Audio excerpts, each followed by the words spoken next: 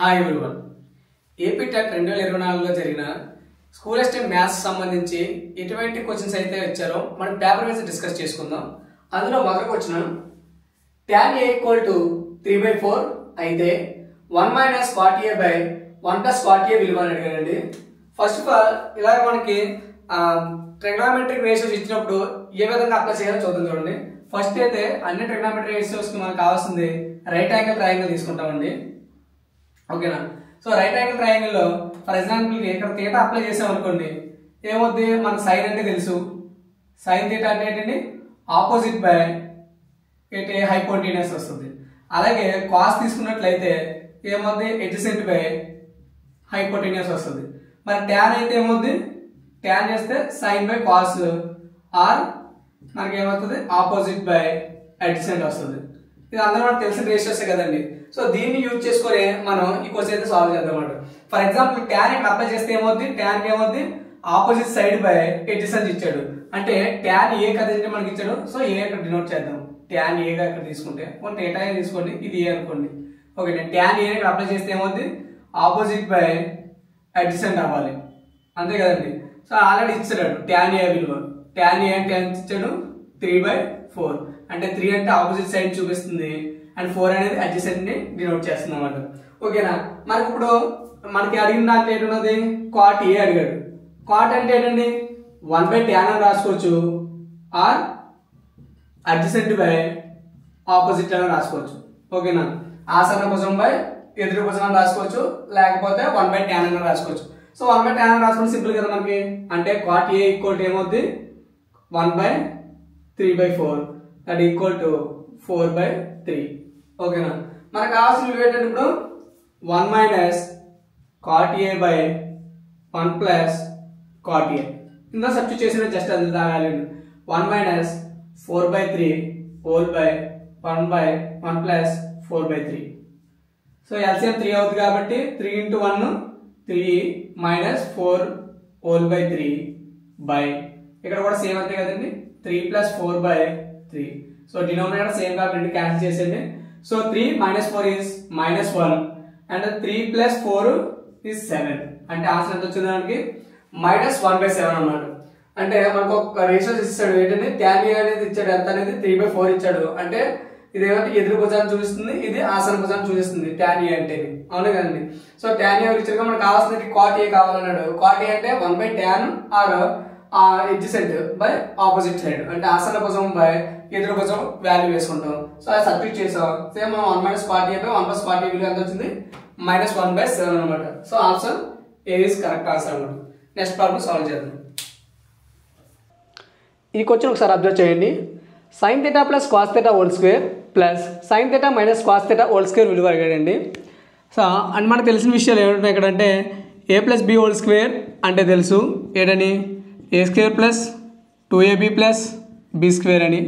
అలాగే a - b whole square అంటే కూడా మనకు తెలుసు ఏంటిది, a² - 2ab + b² అని. సో అయ్యే ఫామ్లో ఉన్నాయి కదండి. ఏ ప్లేస్లో sin θ ఉంది అండ్ బి ప్లేస్లో ఏముంది, cos θ ఉంది హోల్ స్క్వేర్ ప్లస్ నెక్స్ట్ ఏముందండి, మళ్ళీ sin θ - cos θ హోల్ స్క్వేర్. ఈ రెండు ప్లస్ చేస్తే అంటే ఈ ప్రోడక్ట్ ప్లస్ ఈ ప్రోడక్ట్ ప్లస్ చేస్తే మనకి రిజల్ట్ ఏమొస్తుంది అంటే, చూడండి ఇదేంటి మొత్తం a + b హోల్ స్క్వేర్ కాబట్టి ఇది స్ప్లిట్ చేసేయండి. sin² θ plus 2 sin θ cos θ plus cos² θ. ఓకేనా? ఇది మొత్తానికి. నెక్స్ట్ అదే a - b హోల్ స్క్వేర్కి ఏం చేస్తాం, ప్లస్ సింబల్ అలా ఉంచేసేయండి. So sin² θ -2 sin θ cos θ plus cos² θ. So ఇక్కడ అబ్జర్వ్ చేస్తే చూడండి, 2 sin θ cos θ ఎక్కడ ఉంది, ఇది positive value and same negative value కూడా ఉంది. అంటే నెగిటివ్ ఈ పాజిటివ్ క్యాన్సిల్ చేస్తే రిమైనింగ్ ఏం మిగిలింది చూడండి, ఇక్కడ sin² θ ఇక్కడ sin² θ, టోటల్గా 2 sin² θ ప్లస్ ఇక్కడ cos² θ ఇక్కడ cos² θ, టోటల్గా 2 cos² θ. ఓకేనా? రెండాట్లో 2 కామన్ తీస్తే sin² θ ప్లస్ cos² θ. ఈ ఐడెంటిటీ మనందరికీ తెలుసు కదండి, sin² θ plus cos² θ is equal to 1. ఇది తెలుసు కదండి అందరికీ. ఏంటది, sin² θ plus cos square theta equal to 1. ఇది ఒక ఐడెంటిటీ అండి, ఇది మనకు తెలిసిన విషయం అందరికీ. సో దాని బదులుకి ఎంత పెట్టవచ్చు మనం? 1 పెట్టవచ్చు. అంటే 2 × 1 = 2. అంటే ఇక్కడ చూడండి, sine theta plus cos theta whole square plus sine theta minus cos theta whole square product చేస్తే మనకి ఎంత వచ్చింది? టోటల్గా ఆన్సర్ 2 అనమాట. So answer is 2 is correct answer అనమాట. నెక్స్ట్ ప్రాబ్లం సాల్వ్ చేద్దాం. ఈ ప్రశ్న చూడండి. రవి 10,000ను 10% వడ్డీ రేటు చొప్పున 3 సంవత్సరాల కాలానికి సాధారణ వడ్డీకి అప్పు తీసుకొనగా రాజు అదే మొత్తాన్ని అదే కాలానికి 10% వడ్డీ రేటు చొప్పున సంవత్సరానికి ఒకసారి తిరగొట్టు పద్ధతిని తీసుకొనెను. అయితే వారు కట్టే వడ్డీల మధ్య భేదం అడిగాడండి. అంటే ఇక్కడ ఇద్దరు తీసుకున్న అమౌంట్ అయితే సేమే అండి, వడ్డీ కూడా సేమే, కాలం కూడా సేమే. కాకపోతే వడ్డీలు కట్టే పద్ధతిలో మార్పు వచ్చింది చూడండి. ఒకరు ఏం చేస్తారు? సాధారణ వడ్డీ అంటే ప్రతి సంవత్సరము ఒకే విధంగా కడతాడు వడ్డీ అనేది. అంటే 3 సంవత్సరాల్లో ఒక్కొక్క వడ్డీ, ఒకసారి ప్రతి సంవత్సరం కట్టే వడ్డీ అనేది ఈక్వల్గానే ఉంటుంది. కానీ రెండోది చూడండి, రాజు ఏం చేశాడు? ఒక సంవత్సరం తిరగగొట్టు వడ్డీ కడుతున్నాడు. అంటే సంవత్సరానికి మొత్తం ఏమవుద్దండి? అది వడ్డీ ప్లస్ అసలు కలుపుకొని మొత్తంకి మళ్ళీ తర్వాత సంవత్సరం ఏమవుద్ది? దాని మీద మొత్తం మీద వడ్డీ పడుతుంది అనమాట. దాన్ని ఏమంటామండి? Compound interest. అవునా కదా?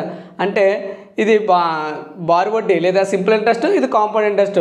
అవును కదండి? ఈ రెండింటిని కూడా తీసుకున్నారన్నమాట. అది ఏ విధంగా చేయాలంటే చూడండి, ప్రిన్సిపల్ మనకి ఏంటి? రెండాటిలో కూడా 10,000 కామన్.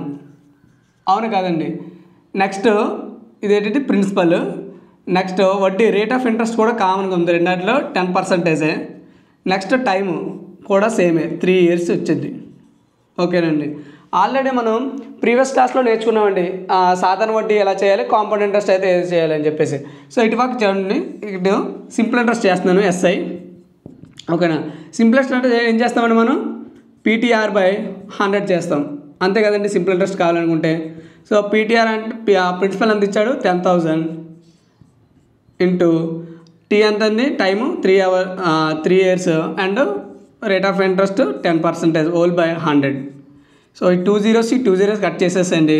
ఇక్కడ 100 ఉంది, 100 × 10 1000 × 3 3000. అంటే ఫస్ట్ ఎవరండి సాధారణ వడ్డీకి తీసుకుంది? రవి ఎంత కడతాడండి? 3 సంవత్సరాలకు వడ్డీ 3,000 కడతాడు. మరి కాంపౌండ్ ఇంట్రెస్ట్గా తీసుకున్నా అంటే సంవత్సరానికి ఒకసారి తిరగొట్టు దాని విధంగా తీసుకుంటే ఏ విధంగా చేస్తారంటే అక్కడ టోటల్ అమౌంట్ చేద్దామండి మనం. Amount equal to P × 1 + R/100 whole to the power of T. ఇదే కదండి ఫార్ములా. అమౌంట్ కనుక్కుందాం ఫస్ట్. సో అమౌంట్ చేస్తే principal 10,000 1 plus rate of interest 10 whole by 100 to the power of 3.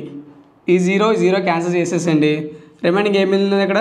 10,000 into cross multiply చేస్తే ఏమవుద్ది? 10 × 1 10 plus 1 11/10 whole cube. అంటే 10,000 into దీన్ని split చేస్తున్నాను చూడండి, 11/10 ఇంటూ 11/10 ఇంటూ 11/10. సో ఇక్కడ 3 zeros ఉన్నాయి టోటల్గా. 3 zeros కట్ చేసేసండి. ఇది ఎంత అవుతుంది చూడండి మొత్తం. ఆల్రెడీ మనం క్యాలిక్యులేట్ చేసాం. అంటే 11 క్యూబ్ మనకు తెలుసు 1331 అని. ఇంటూ ఇక్కడ ఎంత ఉందండి? 10. అంటే టోటల్గా 13,310 అన్నమాట. ఓకేనా? ఇప్పుడు మనకి ఈ రేట్ అనేది వచ్చింది, అమౌంట్ వచ్చింది. మనకు కావాల్సింది ఏంటి? వడ్డీ మాత్రమే కావాలి, CI మాత్రమే కావాలి. CI మాత్రమే కావాలంటే ఏం చేయాలి? అమౌంట్లోంచి ప్రిన్సిపల్ తీసేసేయాలి. సో అమౌంట్ అంత వచ్చింది టోటల్గా 13,310 మైనస్ ప్రిన్సిపల్ ఎంత అండి మనకి? 10,000. సో టోటల్ తీస్తే ఎంత? రిమైనింగ్ 3,310. ఇక్కడ అయిపోయిందని మనకి ఏం కనుక్కున్నాం? ఇక్కడ సింపుల్ ఇంట్రెస్ట్ కనుక్కున్నాం, అదే అమౌంట్ మీద కాంపౌండ్ ఇంట్రెస్ట్ కూడా కనుక్కున్నాం. ఇప్పుడు మనకేం కావాలండి? రెండాటి మధ్య వ్యత్యాసం కావాలి, తేడా అడిగాడు. అప్పుడే మనం ఏం చేయాలి? CI minus SI or SI minus CI ఏదైనా సరే మనకు కావాల్సిన వేరియేషనే కదా కావాలి. సో 3,310 మైనస్ 3,000 అంటే టోటల్గా మనకి ఎంత వచ్చింది? 3,000లో 3,000 తీస్తే రిమైనింగ్ ఎంత ఉంది? 310. So 310 is differentiation between simple interest and compound interest అన్నమాట. అంటే ఆన్సర్ ఎంత చూడండి? 310. ఇది B ఈజ్ కరెక్ట్ ఆన్సర్. ఇంత చెయ్యాలా సార్ అంటే చేయాల్సిన లేదు. మనం షార్ట్కట్ మోడ్లో కూడా మేము చెప్పాం ఏ విధంగా CI అని కనుక్కోవాలి, ఏ విధంగా SI కనుక్కోవాలి అని చెప్పేసి. ఒకసారి కావాలనుకుంటే ఆ షార్ట్స్ మీరు రెఫర్ చేయొచ్చు అన్నమాట. ఓకేనా? So answer is 310. Next problem solve చేద్దాం. ఈ ప్రశ్న ఒకసారి చూడండి. 3, 2, 2x + 8 మరియు x+6లు అనుపాతంలో ఉన్నాయి అయితే x విలువ అన్నాడండి. ఫర్ ఎగ్జాంపుల్గా a, b, c, dలు అనుపాతంలో ఉండాలంటే ఏంటంటే అంత్యముల లబ్ధము ఈక్వల్ టు మధ్యముల లబ్ధము అవ్వాలండి. అంటే AD ఈక్వల్ టు BC అవ్వాలన్నమాట. అర్థమైందండి. అంటే ఏవైనా 4 క్వాంటిటీస్ ఒక 4 పారామీటర్స్ ఏమవ్వాలంటే అనుపాతంలో ఉండాలంటే అంత్యముల లబ్ధము ఈక్వల్ టు మధ్యముల లబ్ధము అవ్వాలన్నమాట. అంటే AD ఈక్వల్ టు BC అవ్వాలి. మనకి అక్కడ ఇచ్చిన డేటాలో చూడండి ఏడు ఇచ్చాడు 3, 2, 2x+8, x+6 ఇచ్చారండి. ఇది ఏ గాను ఇది బి ఇది సి ఇది డీగా కన్సిడర్ చేస్తే ఇవి ఇందులో సబ్స్టిట్యూట్ చేయండి మనకి x వాల్యూ ఈజీగా ఫైండ్ అవుట్ చేయొచ్చు అన్నమాట. సో ఏ బదులుగా ఏం పెట్టాలి 3 అండ్ డి బదులుగా ఏం పెట్టాలి x+6 is equal to be బదులుగా 2 అండ్ సి బదులుగా 2x+8 అనమాట. ఓకేనండి. సో ఇది సాల్వ్ చేసినట్లయితే టోటల్గా మన ఆన్సర్ ఏదైతే ఉందో అది వచ్చేస్తుంది అన్నమాట. ఏం కావాలి ఫస్ట్ ఏవైనా 4 క్వాంటిటీస్ అనుపాతంలో ఉండాలంటే అవి ఏమవ్వాలండి అంత్యముల లబ్ధము ఈక్వల్ టు మధ్యముల లబ్ధం అవ్వాలి. అదే ఫార్ములా యూజ్ చేసి మనం చేసాం అనమాట. సో 3 × x ఏమవుద్ది 3x plus 3 × 6 18 equal to 2 × 2x is 4x plus 2 8 16. ఓకేనా. సో 3x ఇటు పంపించండి అండ్ 16 తీసుకురండి. అప్పుడు ఏమవుద్ది 4x - 3x equal to 18 - 16 that is equal to x is equal to 2. 18 - 16 is 2 అనమాట. అంటే ఆన్సర్ ఎంతంటే మనకి 2. అర్థమైంది కదండి. సో ఏవైనా సరే ఏ క్వాంటిటీస్ చేసినా సరే అనుపాతంలో ఉండాలి అని అంటే ఏమవ్వాలండి వాటి అంత్యముల లబ్ధం ఈక్వల్ టు మధ్యముల లబ్ధం అవ్వాలి. ఫర్ ఎగ్జాంపుల్ ఇక ఏబిసిఏ ఇచ్చాడు అనుకోండి అప్పుడు ఎలాగ మనం చేస్తాం అంటే ఏసీ ఈక్వల్ టు B² అవుద్ది అనమాట 3 మాత్రం ఉంటే. ఓకేనా. ఒకవేళ 2 మాత్రం ఉంటే ఏం చేయాలండి వాటి ప్లస్ చేసి బై 2 చేయాలి అప్పుడు అది అనుపాతంలో ఉంటాయి అనమాట. ఓకేనా. నెక్స్ట్ ప్రాబ్లం సాల్వ్ చేద్దాం. ఈ ప్రశ్న చూడండి. ప్రక్క పటంలో ఓ వృత్త కేంద్రము ఏబిసిలు వృత్తంపై గల బిందువులు యాంగిల్ ఏఓబి ఈక్వల్ టు 110 డిగ్రీలు అయితే angle ACB equal to dash అని ఇచ్చాడండి. ఆప్షన్ చూస్తే 70 డిగ్రీలు 55 డిగ్రీలు 125 డిగ్రీలు 110 డిగ్రీలు అన్నమాట. సో ఫస్ట్ పటం చూడండి అబ్జర్వ్ చేయండి బాగా. ఇక్కడ ఓ కేంద్రం ఇచ్చాడండి. నెక్స్ట్ ఏం ఇచ్చాడంటే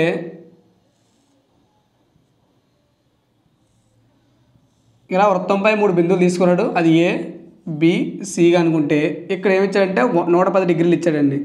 మీరు మామూలుగా ఇలాంటి డయాగ్రామ్స్ మనం అబ్జర్వ్ చేస్తూ ఉంటామండి. ఏంటంటే సర్కిల్ ఇచ్చి ఏం చేస్తాడు ఏదైనా ఒక శీర్షం ఇచ్చి కేంద్రం నుండి వీటి మధ్య కోణం ఇలా అడుగుతాడు. మీరు అబ్జర్వ్ చేశారు లేదో ఇలాంటి డయాగ్రామ్ మనం చాలా చోట్ల అబ్జర్వ్ చేసి ఉంటాం. అప్పుడు ఏమవుతుందండి ఇక్కడ ఎంత అయితే యాంగిల్ ఉందో దానిలో ఇది ఆఫ్ అవుద్ది అంతే కదండి. ఇక్కడ సిగా తీసుకున్నట్లయితే ఇది ఓ అనుకుంటే యాంగిల్ బిఓసి ఏమవుద్దండి 2 ఆఫ్ యాంగిల్ అదే యాంగిల్ ఏమవుద్ది అందుకని డబుల్ అవుద్ది. ఇక్కడ ఎంత అయితే ఉందో దానికి డబుల్ అవుద్ది అనమాట. అంటే లేదా ఈ యాంగిల్ కావాలనుకుంటే ఇక్కడ ఉన్న యాంగిల్ మనం ఏం చేస్తాం ఆఫ్ చేస్తాం. అవునా కదండి. అంటే ఈ బటన్ రివర్స్లో చేస్తే ఏమవుద్ది మనకి ఇక్కడ ఉన్న యాంగిల్ దీనికి డబల్ అవుద్ది అన్నమాట. అంతే కదండి. అంటే ఇక్కడ ఒక సర్కిల్లో ఎంత అయితే యాంగిల్ ఉంటుంది మనకి 360 డిగ్రీస్. ఇది మొత్తం కలిపితే మనకి ఎంత 360 డిగ్రీస్. కానీ మనకి అది కదండి కావాల్సింది. మనకి ఏం కావాలి ఈ ఓన్లీ రిఫ్లెక్ట్ యాంగిల్ ఇది ఉంది కదండి ఇది మాత్రం సరిపోదు. ఇది మాత్రం కావాలంటే ఏం చేయాలి 36 - 110 చేయండి 110 డిగ్రీస్. అప్పుడు రిమైనింగ్ ఎంత మిగిలింది 250 డిగ్రీస్. ఓకేనా. ఇప్పుడు మనకేం కావాలండి యాంగిల్ ఏసీబీ కావాలి. ఏసీబీ అంటే ఇక్కడ ఉన్న యాంగిల్ కావాలి. ఈ యాంగిల్ కావాలంటే ఏం చేయాలి ఇక్కడ ఉన్న యాంగిల్ బై 2 చేయాలి. అంటే 250 డిగ్రీలు బై 2 అంతే కదండి. ఇక్కడ ఉన్న యాంగిల్కి ఇది డబల్ అవుతుందంటే ఇది కావాలంటే ఏం చేయాలి దీన్ని బై 2 చేయాలి కదండి. అంతే కదా. అంటే కట్ చేస్తే ఎంత 125 డిగ్రీస్ అనమాట. అంటే యాంగిల్ ఏసీబీ ఎంత ఉంటుందండి 125 డిగ్రీస్. మళ్ళీ ఒకసారి చెప్తున్నాను చూడండి. ఇలాంటి డయాగ్రామ్ మీరు అబ్జర్వ్ చేస్తూ ఉంటారు ఇప్పుడు కూడా. ఓకేనా. శీర్షం మీద ఉన్న కోణం లోపల కేంద్రం దగ్గర చేసే 2 బిందువుల యొక్క కోణానికి 2 రెట్లు ఉంటుంది. ఓకేనండి. ఈ పాయింట్ మనకు తెలిసి ఉండాలి ఇప్పుడును. ఓకేనా. సో దాన్ని దీనికి అప్లై చేసినట్లయితే ఇక్కడ చూడండి ఇది ఇన్నర్ యాంగిల్ మనకు కావాల్సినట్టు అవుటర్ యాంగిల్ కావాలి. అవునా కదండి. అవుటర్ యాంగిల్ కావాలంటే ఏం చేయాలి మొత్తం ఎంత ఉంటుంది ఇక్కడ ఒక పాయింట్ దగ్గర 360 డిగ్రీస్ ఉంటుంది. సో అవుటర్ యాంగిల్ కావాలంటే ఇన్నర్ యాంగిల్ తీసేస్తే రిమైనింగ్ మనకి ఎంత ఉంది 250 డిగ్రీస్ వచ్చింది. ఓకేనా. సో ఆ 250 డిగ్రీస్ దేనిది అవుటర్ మోస్ట్ అంటే దీన్ని డబల్ చేయగా వచ్చిన యాంగిల్ అనమాట ఇది. ఓకేనా, అప్పుడు మనకి ఈ యాంగిల్ కావాలంటే ఏం చేయాలి, ఈ డబల్ అయిన యాంగిల్ని బై 2 చేయాలి. సో 250 degrees బై 2 చేస్తాం. మన ఆన్సర్ ఎంత అవుతుంది, 120 degrees అనమాట. అంటే యాంగిల్ ఏసీబీ అంటే ఇక్కడ ఎంత ఉంటుంది, యాంగిల్ 125 degrees ఉంటుంది అనమాట. ఓకేనండి, ఆన్సర్ సి ఇస్ కరెక్ట్ అనమాట. నెక్స్ట్ క్వశ్చన్ సాల్వ్ చేద్దాం. ఈ క్వశ్చన్ ఒకసారి అబ్జర్వ్ చేయండి. -3 యొక్క గుణకార తత్వాంశం యొక్క సంకలన విలోమం అడిగాడు. ఆన్సర్ చూస్తే 0, -1, 1 అండ్ 3 ఇచ్చాడండి. అయితే ఫస్ట్ ఆఫ్ ఆల్ మనకేంటి గుణకార తత్వాంశం అని తెలియాలి.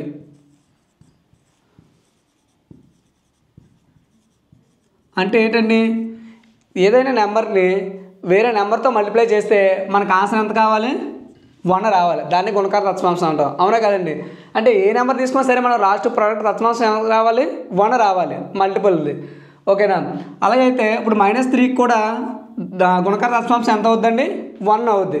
మరి సంకలన విలోమం అన్నాడు. సంకలన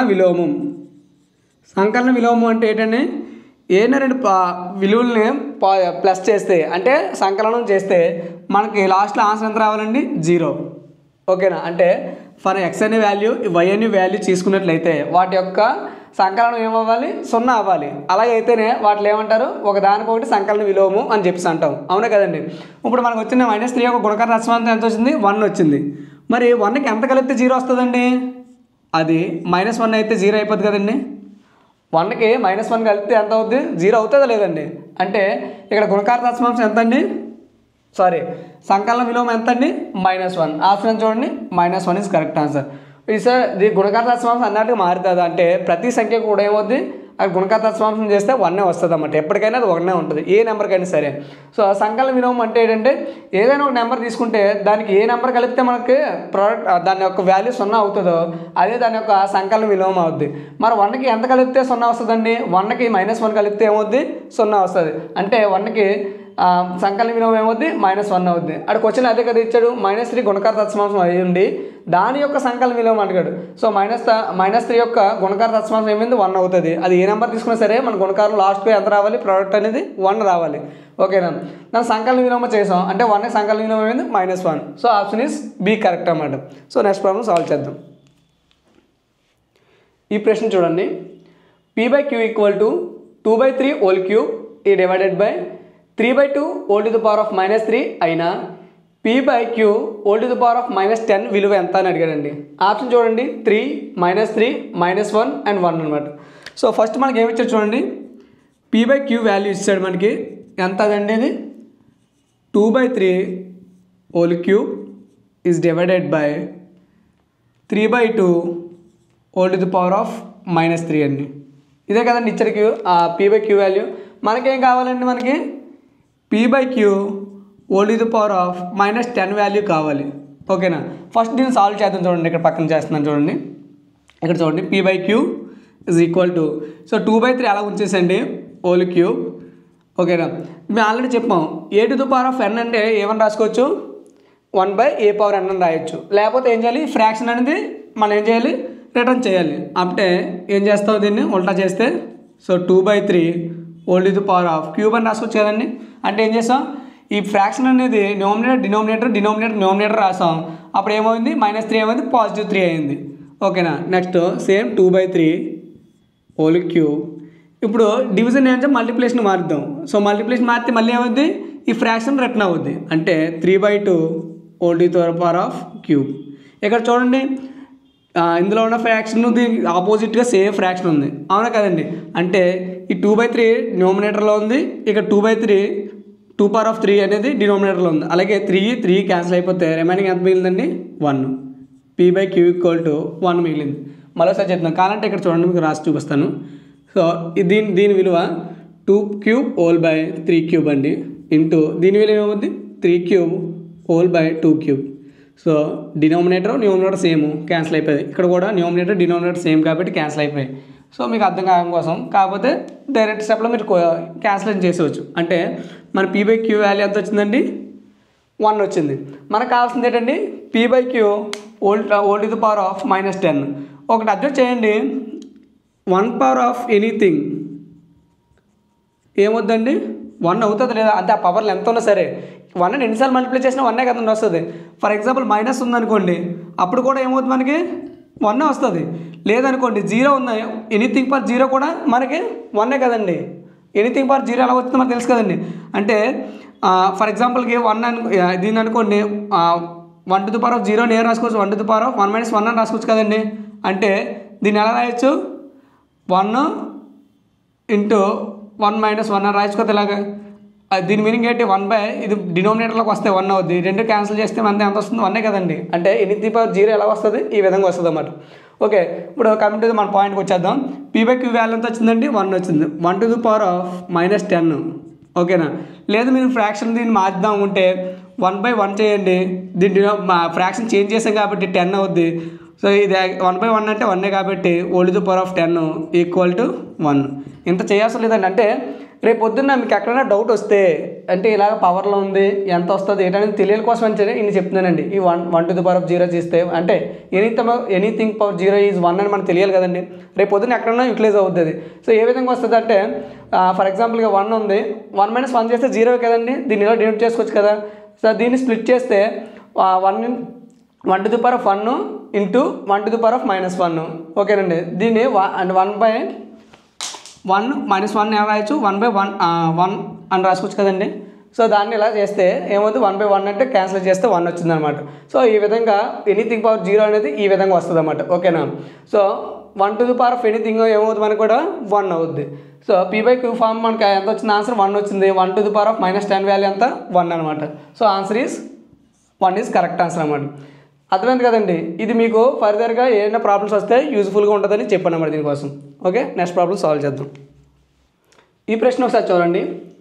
2, -3 మరియు -1, 4 బిందువులు కలిపే రేఖాఖండాన్ని 3:2 నిష్పత్తిలో అంతరంగా విభజించే బిందువు అని అడిగారండి. అంటే మనకి ఏంటంటే ఇక్కడ 2 బిందువులు ఇచ్చాడు, ఆ బిందువులు కలిపే అంతరంగా ఒక రేఖ ఖండించినట్లయితే అది 3:2 రేషియోలో ఉందనుకోండి. ఓకేనా. అప్పుడు ఆ విభజించే బిందువు అడిగాడండి. మనకి దీనికి ఒక ఫార్ములా ఉందండి. ఏది, x, y ఈక్వల్ టు మన రేషియో ఉంది కాబట్టి mx2 plus nx1 whole by m plus n my2 plus ny1 whole by m plus n. అంటే మనకు ఆ బిందువు కావాలంటే ఏం చేయాలండి, మనకి ఇచ్చిన రేషియోలు బిందువుల యొక్క బిందు రూపం ఈ విధంగా ఉంటుందండి. ఓకేనా. ఈ ఫార్ములా గుర్తుండాలి. సో ఎలా గుర్తుపెట్టుకోవాలంటే m కామన్గా ఉంటుంది. చూడండి, ఫస్ట్ ఎక్స్లో చూసినట్లయితే x2 x1 వస్తుంది, నెక్స్ట్ y2 y1 వస్తుంది, కిందనే m ప్లస్ n అనేది కామన్గా ఉంటుంది అన్నమాట. ఇలా గుర్తుపెట్టేసుకోండి సింపుల్గా. ఎలాగా, ఫస్ట్ బిందువులో x కోఆర్డినేట్ ఉంటాయి కాబట్టి xలు మాత్రమే ఉంటాయి, రెండో దాంట్లో y కోఆర్డినేట్ కాబట్టి y'లు మాత్రమే ఉంటాయి అన్నమాట. ఓకేనా. సో ఇది సబ్స్టిట్యూట్ చేసేయండి. మనకి ఇచ్చిన రేషియో చూడండి, రేషియో ఎంత ఉంది, 3:2 రేషియో. ఇది ఏమవుద్ది, m:n. నెక్స్ట్ ఫస్ట్ బిందువు ఏమిచ్చాడు, 2, -3. ఇది చూసినట్లయితే x1, y1 అవుతాయి. నెక్స్ట్ రెండో బిందువు ఏమిచ్చాడు, -1, 4. ఇవేమవుతాయి, x2, y2 అన్నమాట. సో ఈ బిందువులన్నీ తీసుకొచ్చి ఇందులో సబ్స్టిట్యూట్ చేస్తే మనకి విభజించే బిందువు అయితే వచ్చేస్తుంది అన్నమాట. 3:2 రేషియోలో ఉండేవి. సో ఫస్ట్ m అంటే ఏంటండి, 3. ఓకేనా. x2 అంటే ఏముంది చూడండి, ఇక్కడ -1 ప్లస్ n అంటే ఎంతండి, 2, x1 2 whole by m plus n. m అంటే 3 + 2. నెక్స్ట్ మళ్ళీ సేమ్ m అంటే సేమ్ అదే ఉంటుంది. కోఆర్డినేట్ మారితే ఏంటండి, y2 అంటే ఎంత మనకి 4 ప్లస్ n అంటే 2 ఉంటుంది. నెక్స్ట్ y1 ఉంటే -3 హోల్ బై సేమ్ 3 + 2 అనమాట. ఇది మనకు కావాల్సిన ఆన్సర్ బిందువు అనమాట. ఓకేనా. 3 × -1 is -3 plus 2 × 2 is 4 whole by 3 + 2 5 comma. ఇది చూడండి, 3 4 = 12. సో ప్లస్ ఇంటూ మైనస్ రాశాను, 2 3 = 6 హోల్ బై 5. ఓకేనండి. చూడండి, 4లోంచి 3 తీస్తే 1/5 కామా, 12లోంచి 6 తీస్తే 6/5 వస్తుందని. కోఆర్డినేట్ మనకు కావాల్సిన కోఆర్డినేట్స్ రెండును 1/5, 6/5.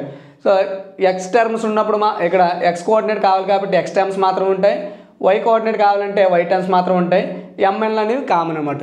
అదొకటి మీరు అబ్జర్వ్ చేసినట్టయితే ఏం లేదండి, ఇచ్చిన బిందువులు అంతా సబ్స్టిట్యూట్ చేస్తాం, మనకు ఒక బిందువు అయితే వస్తుంది అన్నమాట. మనకు కావాల్సింది ఇదే విభజించు బిందువు. ఎప్పుడు 2 రేషియోలోని మా 2, -3, 1, -1, 4ను విభజించే బిందువు అనమాట. సో ఆప్షన్ చూడండి ఎక్కడ ఉందో. Option B is correct answer. 1/5, 6/5 అనమాట. నెక్స్ట్ ప్రాబ్లం సాల్వ్ చేద్దాం.